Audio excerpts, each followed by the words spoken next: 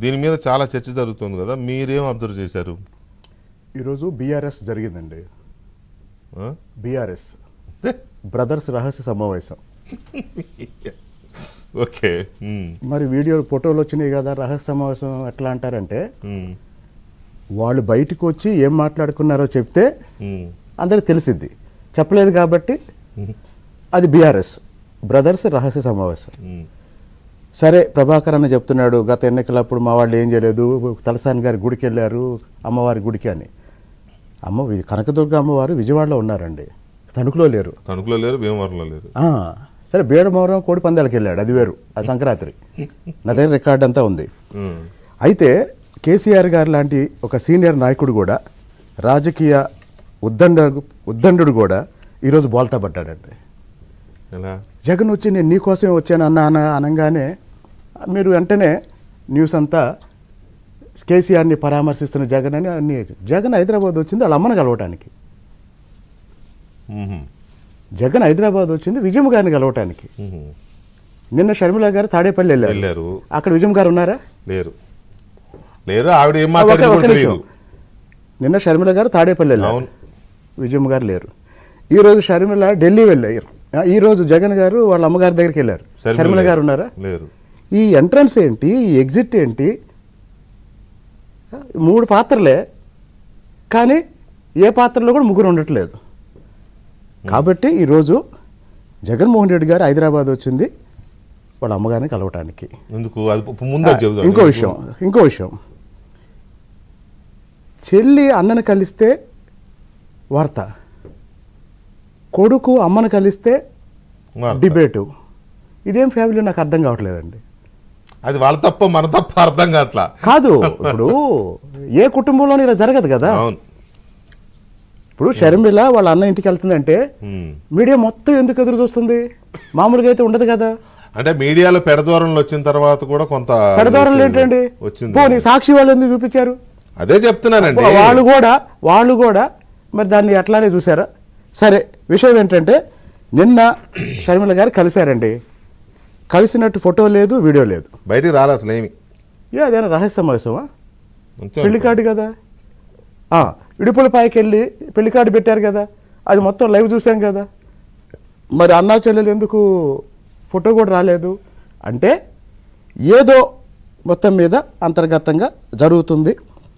సరే, ఇప్పుడు జగన్మోహన్ రెడ్డి గారు కేసీఆర్ ముందు తల్లిని ఎందుకు కలిశాడు అని అనుకుంటున్నారు? ఇప్పుడు అంటే చెల్లిని ఒప్పించమని, లేకపోతే కంట్రోల్ చేయడానికి? గత 2 సంవత్సరాలుగా షర్మిల గారి మాటలు, షర్మిల గారి కార్యక్రమాలు, ఆమె పోరాటం చూస్తుంటే అర్థమైంది ఏంటంటే ఆమెని జగన్మోహన్ రెడ్డి గారు మోసం చేశారు. ఓపెన్గానే ఆమె మాటల సారాంశం మోసం చేశారు.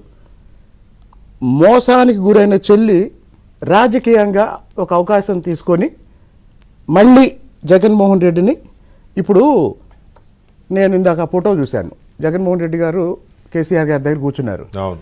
నాకేమనిపించిందంటే, కొద్ది రోజుల క్రితం మాజీ అయిన కేసీఆర్ దగ్గర కొద్ది రోజుల తర్వాత మాజీ కాబోతున్న జగన్మోహన్ రెడ్డి గారు కూర్చున్నారు. సరే, రాజకీయాల్లో కామన్ కదా గెలుపు ఓటములు. అదే సరే, ఇప్పుడు కామన్ కష్టాల గురించే వాళ్ళకు మాట్లాడుకున్నారు. కామన్ కష్టాల గురించే మాట్లాడుకున్నారు. సరే, ఇంకోటండి, దీనికి ఇంకొక ఇంటర్ప్రిటేషన్ కూడా ఉంది. ఢిల్లీ నుంచి ఎవరో పంపించారు. సరే, తెలంగాణలో మొన్న అతి విశ్వాసంతో పోయి బీఆర్ఎస్ ఓడిపోయింది. నిజంగా అండి, ఇది నేను ఇందులో విమర్శ ఏం లేదు. ఓవర్ కాన్ఫిడెన్స్ ముందు రోజు వరకు రిజల్ట్ నేను ఇంతకుముందు డిబేట్లో కూడా చెప్పాను. కేసీఆర్ ఎలక్షన్ ఉపన్యాసాలు చాలా అగ్రెసివ్గా ఉంటాయి. ప్రత్యర్థులను కూడా కన్ఫ్యూజ్ చేసి నిజమే కదా కేసీఆర్ చెప్పేది కరెక్టే కదా అన్నట్టుంటాయి. కానీ మొన్న చాలా చప్పగా ఏతే వేయండి లేకపోతే రెస్ట్ తీసుకుంటాను అన్న మాటలు మాట్లాడారు. ఈ మొత్తం సారాంశం ఏం లేదండి.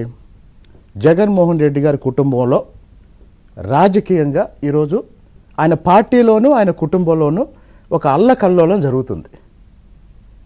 ఈ అల్లకల్లోలం అనేది జగన్మోహన్ రెడ్డి గారు సంవత్సరం క్రితమో 2 సంవత్సరాల క్రితమో గమనించి చర్యలు తీసుకుంటే ఆయనకి కుటుంబం మిగిలేది, ఆయనకి మనుషులు మిగిలేవాళ్ళు. ఆయనకి కుటుంబం మిగిలేది, ఆయనకి మనుషులు మిగిలేవారు. అలా కాకుండా మరి ఏ కారణమైనా, అది అతి విశ్వాసం కావచ్చు, భయం కావచ్చు, చెల్లికి మంచి పదవి వస్తే నన్ను ఎక్కడ డామినేట్ చేస్తుందని భయం కావచ్చు, కారణం ఏదైనా షర్మిల గారిని నాకు తెలిసి ఇక ఆమె పూర్తిగా ఏం చెప్పినా నమ్మే పరిస్థితి లేని వాతావరణం ఈరోజు జగన్మోహన్ రెడ్డి గారు సృష్టించారు. సృష్టించి ఏం చేశారు, ఒక పక్క రాజకీయంగానేమో ఈరోజు కాంగ్రెస్లో చేరారు. రేపొద్దున కడపలో ఆమె ఎంపీగా పోటీ చేసి విజయలక్ష్మి గారిని ముందు పెట్టి, అంటే మళ్ళీ కొడుకు కూతురికి మధ్య పోటీ వచ్చినప్పుడు తల్లి కూతురుతోనే ఉంటుంది.